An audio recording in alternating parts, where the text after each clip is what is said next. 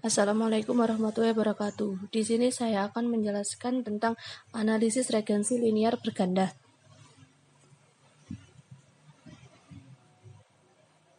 Contoh regensi linier berganda. Seorang peneliti ingin mengatakan apakah ada hubungan antara rata nilai ujian nasional SMA skor UMPT dan nilai tes potensi akademik dengan nilai indeks prestasi. Sementara pertama mahasiswa di suatu perguruan tinggi. Untuk itu dilakukan penelitian untuk menguji apakah ada hubungan antara rata-rata nilai ujian nasional SMA skor UMPT dan nilai tes potensi akademik dengan nilai indeks prestasi. Sementara pertama mahasiswa di suatu perguruan tinggi berdasarkan sampel 30 subjek yang diambil secara random, diperoleh data sebagai berikut.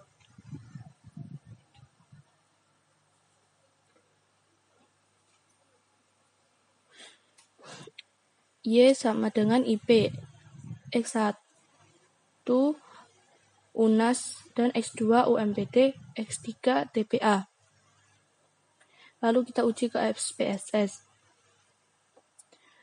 Lalu kita ke analyze, lalu kita ke regression, lalu kita ke linear. IP dipindahkan ke dependen. Lalu UNAS, UMPT, dan TPA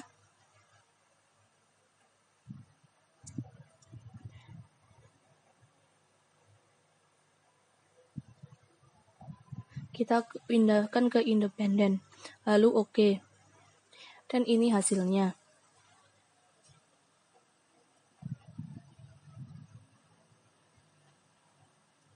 Lalu kita kembali ke PPT.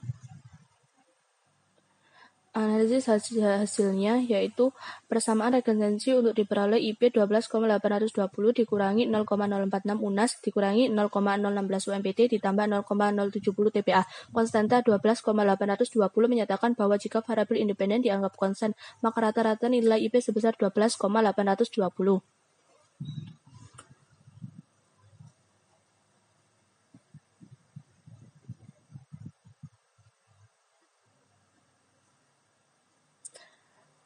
Lalu TPA 0,070 menyatakan bahwa setiap penambahan nilai sebesar 1000 maka akan meningkatkan IP sebesar 70.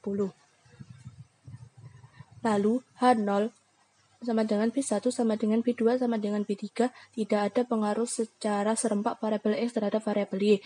H1 B1 tak terhingga B2 tak terhingga B3 ada pengaruh secara serempak variabel X terhadap variabel Y. Karena nilai sig kurang alfa atau 0,00 kurang dari 0,05 maka tolak HO, sehingga model regensi dapat digunakan untuk memprediksi IP atau Y atau UNAS, UMPT, dan TPA secara bersama-sama berpengaruh terhadap IP.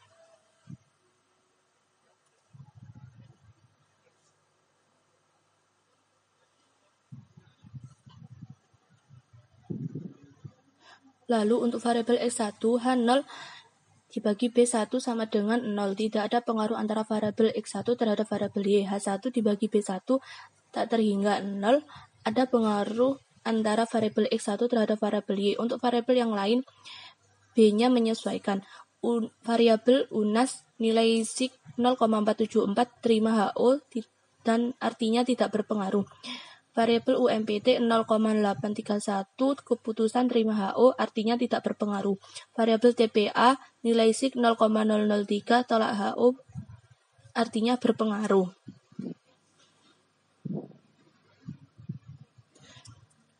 Lalu koefisien determinan R kuadrat atau R square nilainya 0,255 artinya kemampuan model dalam menerangkan variabel Y adalah sebesar 19,6%. Adjusted R kuadrat sebesar 0,255 artinya 25,5%. Variasi IP dapat dijelaskan oleh variasi ketika variabel independen, sedangkan sisanya 100% dikurangi 25,5% sama dengan 74,5%. Dijelaskan oleh sebab-sebab lain di luar model. Standard Error of Estimate atau SEE sebesar 2,6838 maka kecil nilai SSE akan membuat model regensi semakin tepat dalam memprediksi variabel Y, sedangkan korelasi R nilai 0,4576 berarti hubungan antara variabel X dengan variabel Y dapat dikatakan hubungan yang kurang kuat atau erat karena nilainya tidak mendekati 1.